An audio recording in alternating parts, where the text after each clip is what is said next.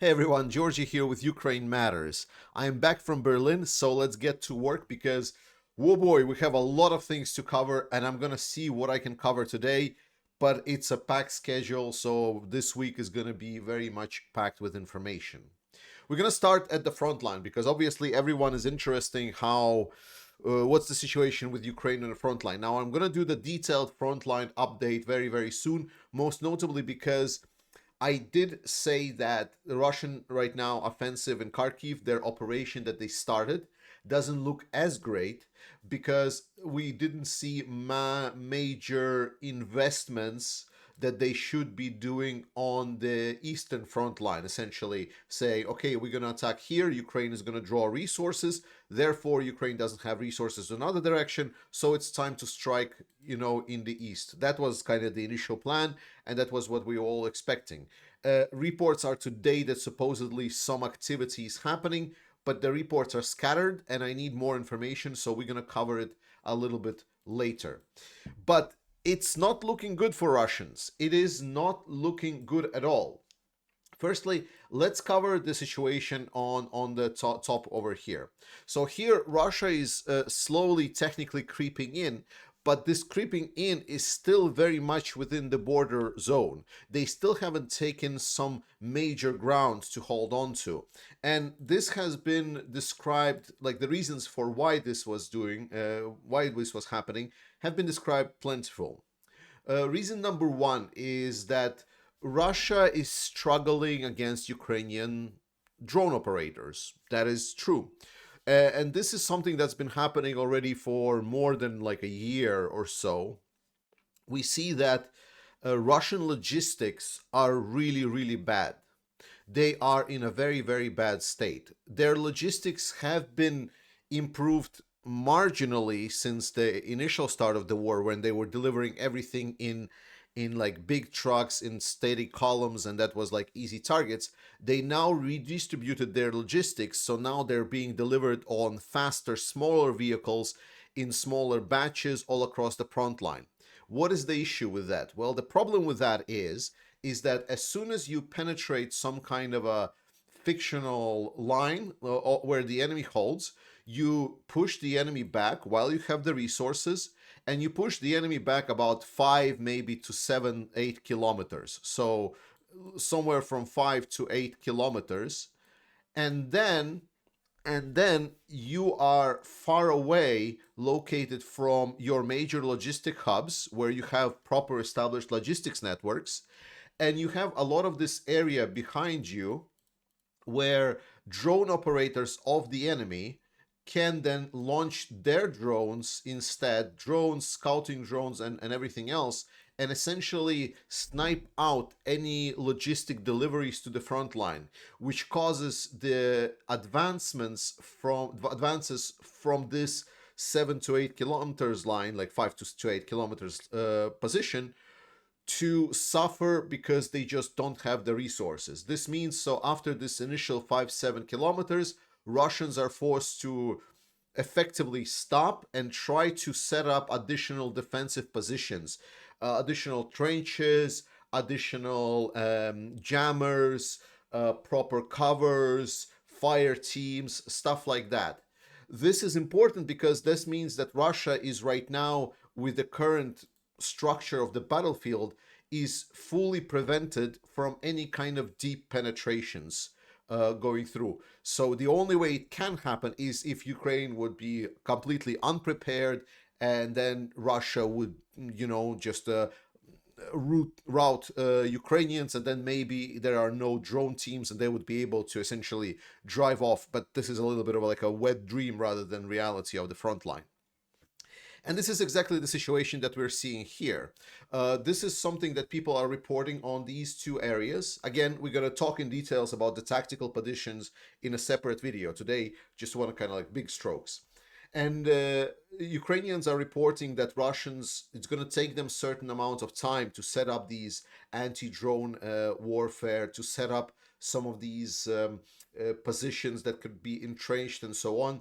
At this point, Ukrainians are reporting that Russians have engaged approximately 70% of their initial power to go into this direction. And this is why specifically I state that the situation doesn't look good for Russia, because they have achieved very, very little. They still have some resources, but if they want to achieve anything of note, for example, like taking Vovchansk, maybe moving towards Lipsy, towards this line over here is often described the Lipsy Vesela line, which is this one, or sorry, this line over here. So that's what where the Russians would want to be as well. So that all requires now more resources to achieve these goals. And we get in a position where Russians that supposedly started this northern campaign to push Ukrainians to dedicate resources to the northern side now are in a position where they are themselves draining resources from some of the other positions. For example, the Sumy direction that never kind of engaged so far has already been they're still massing there. But if we were talking about the 50,000 that was generally stationed in this area, then right now around the Sumy direction, there is about 3,500 that is stationed. So not as much. Majority of these forces have been engaged in the north of the Kharkiv direction. So what if anything happens on the Sumy direction, it's going to be very, very, very, very, very, very, very, very, very limited. It's a problem for Russia, and we're going to cover that problem at some point. But all in all, situation right now is controlled, is being improving. Additionally, because there are fewer jammers located right now, there has been supposedly confirmation that Ukrainians have been using GLSDB. GLSDB were the weapons that were provided to Ukraine, like very, very big thing. The problem with those weapons were that they're extremely susceptible to the GPS jamming. And most of the front lines where Russia have established positions, they also have proper jammer setup, the electronic warfare setup. In this new incursion area, they still don't. So Ukrainians did posted a couple of videos where Russians were taking over certain buildings, and then the buildings just got absolutely demolished because they received like a full package of many of these bombs just hitting the building and building completely going boom. Some people say there's like tens or hundreds of Russians that were inside, but you cannot see anything on that. So unfortunately, it's just building collapsing. So all in all, Frontline is dynamic right now. Russians are using their resources, but let's just very clearly state it does not look that Russia is getting what they were hoping to get. The only thing that they are getting is the unfortunate thing that we are still having to deal with. Some time ago, some people, especially also on my channel, I received a lot of messages. They really misunderstood. They heard Secretary Blinken say that Ukrainians are technically decide themselves where and how they want to strike Russians.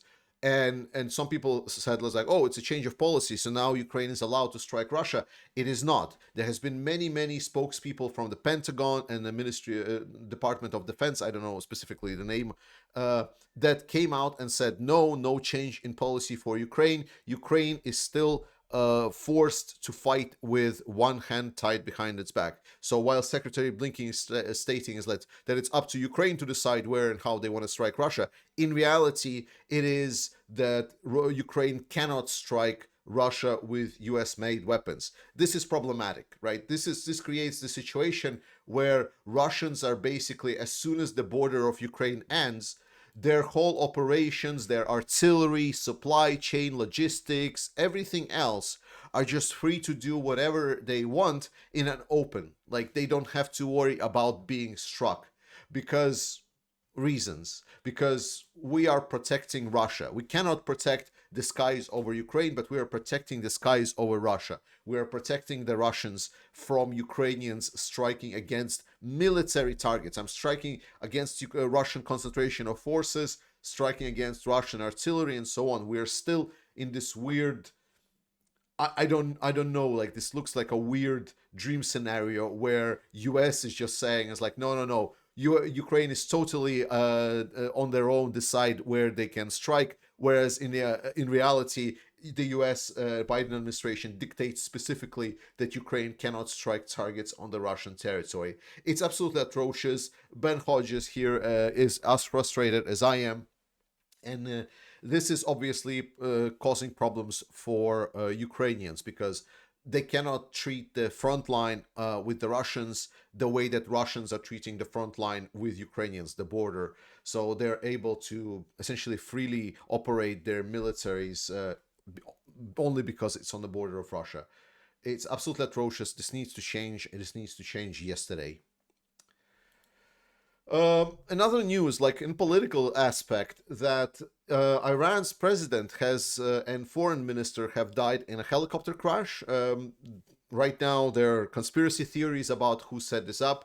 So far, the most realistic expectation was that it was just a foggy area, and they tried to fly relatively low in a hilly and mountainous area, and they just got happy little accident. It's nice to see when the universe decides to make sure that the enemies of the civilized world and democracy gets punished, but this isn't gonna change anything whatsoever. And then the topic that I really wanted to talk to you about, because I see a lot of misreporting on this, and I think we need to clear the air here a little bit because it's a little bit annoying. So Putin has essentially sent Shoigu to his retirement. It's a big question whether or not Shoigu will find the window that would fit him or not. It's not really that matters. The point is he is now out. He is in his vacation position where people go to essentially to be removed from any kind of actual participation in governing of the state or being important in the state, in the same way as Dmitry Medvedev kind of ended up in a position like that. So Belousov came in his place. Who is he? Well, he is perceived as an economist, and this is where my frustration comes in. So he's perceived as this genius level economist, that he is super mathematician, that he knows how to optimize production. Like his motto is that the economy should work for the purposes of state. He is like a state economy kind of actor. Like the state must do everything to make sure that the economy fulfills its need first and foremost. Every private property is more of like an option rather than a necessity. So in a good old days, he would be just called like essentially like a communist pro plan policy, planned economy kind of guy. And so the reporting that I'm being frustrated about is that people look at this situation, people look at him as like, oh my God, it's an economist that's going to come and rule the Ministry of Defense, and he's going to optimize it. He's going to make sure that if before Shoigu was like stealing everything and there was a lot of inefficiencies, so now this guy will come in, he will remove all corruption, he will remove all inefficiencies, he will put like super clear and efficient leaders in the position, and then like basically the Putin's war machine is gonna sprout anew, and they will rise like a phoenix in a glorious economic revival for their military. What a load of crap. So this guy, he's not new. He is not new. He has been in Russian government already before.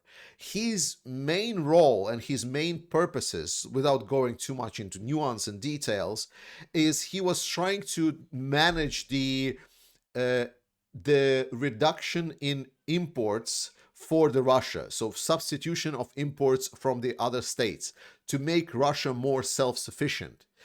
The truth of that self-sufficient paradox is that ever since that program started, I believe it like 2014, if not earlier, it was monumental failure. The results that program achieved were very, very, very, very marginal. The only way that certain results were achieved is when there was just no other options. When there was just basically the private properties that just like, okay, we have to do something because there is like nothing else that is available on the Russian market. There are certain things that it did, but like the efficiency level is not what it's being described. That program wasn't as great.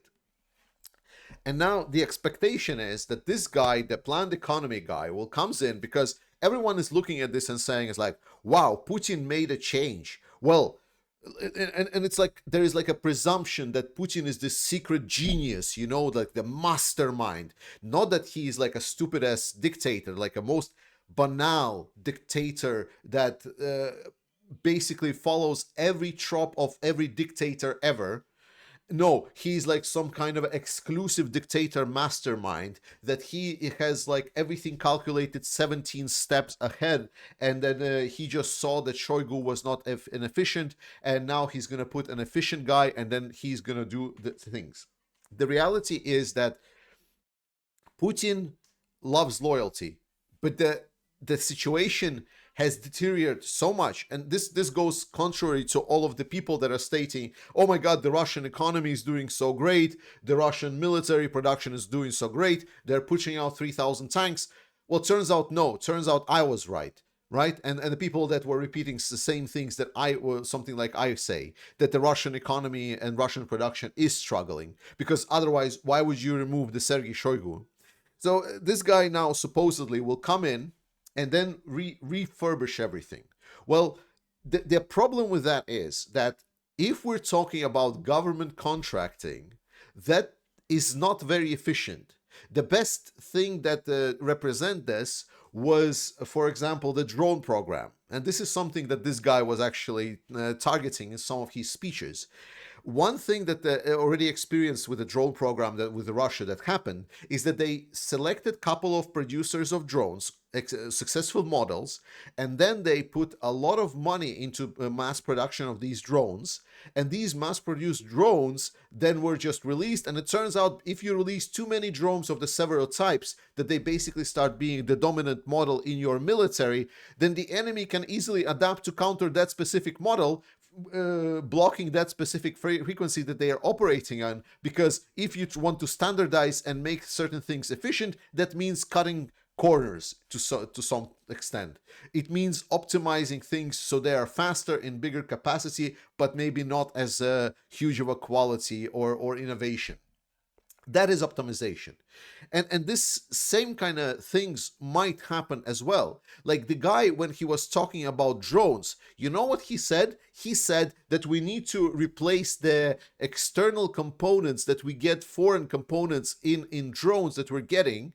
We need to replace for our own produced. So supposedly this guy is producing, saying is like, oh, we don't need to use the foreign microchips. Like let's produce our own instead. Let's make our own components. Let's make our own. Guys, the economies don't work like this. The economies benefit from trade, from diversity. You cannot just launch. It might get certain improvement in a short term, but in a longer term, it's going to be a devastating failure. So I do not share the optimism, not optimism, but pessimism that a lot of the media and people are trying to settle with this guy supposedly coming in and then optimizing things. Like, he is a planner. He's like a government plan guy. So government plan means paperwork.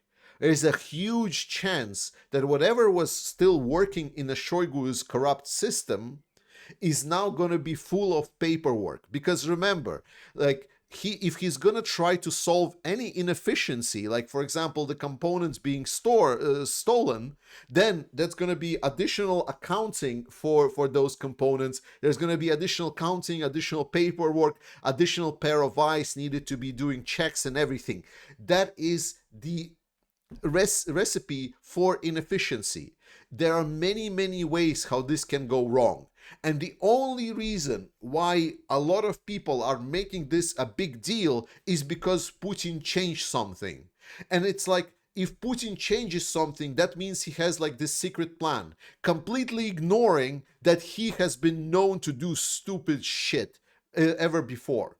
The situation that Putin is because he made really, really bad decisions. There is no reason to expect that suddenly this decision comes in as the shining bright light that's gonna solve everything, and not because he's like, okay, let's try different approach because our economy is failing anyway. And to round out today's news with some of the really nice story, the Oleksandr Usyk has become the absolutely undisputed heavyweight boxing champion. He is a huge Ukraine supporter. He has been promoting Ukraine. He came to the stage with Alexander Matsievsky, the embroidered shirt. He is absolutely amazing. I'm glad that he is supporting Ukraine. And now he's a world champion in heavyweight box in all of the, I believe, different belts and major tournaments. So congratulations to Oleksandr Usyk. Congratulations to Ukraine. Well deserved. But we are hitting above our weight as well. And our seventh drone campaign that we're doing to get the Baba Yaga drone, the one that is terrifying Russians to no end. I heard you guys loud and clear. The our initial campaign was basically covered in like couple of days, and on basically I wrote a post saying that, well, we're wrapping up the campaign. It was really fast and efficient. It's glorious. And then I received like tens of mails in my post box saying like, hey, I just couldn't get the patch. Can I still donate and so on? So I heard you. Okay, we extended the campaign. I'm not gonna really hardly push to support it, guys. Obviously, it would be really beneficial, but if you have some desire to get the patch, we're gonna try to keep it open a little bit more. But support the campaign. Let's get these drones to Ukrainian armed forces. We already agreed that we're gonna get some exclusive footage from there at some point. Anyway, guys, I love you. Slava Ukraini. Trust the Ukrainian armed forces, and I'll see you next time.